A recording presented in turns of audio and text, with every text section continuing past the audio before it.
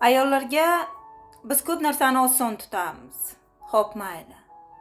Qaysi biringiz ayta olasiz? Ayolda uyi bormi? O'zini shaxsiy uyi bormi? Bironta bir ayolda. Mayli, uni nomida bordir o'sha uy. Lekin har bir ayol birinchi bo'lib turmush o'rtog'ini uyida yashaydi. Keyinchalik yillar o'tgandan keyin o'g'lini uyida yashaydi. Faqatgina bu dunyoni tark etganda u o'zini abadiy uyiga boradi. Ungacha-chi? Hech qaysi bir ayolda o'zini haqiqiy uyi yo'q. Mayliga, meni nomimda bironta uy bordir, lekin meni farzandlarim o'sha uyimga da'vogar. Agar men o'g'limni uylantirsam, kelinim uyga ega chiqadi.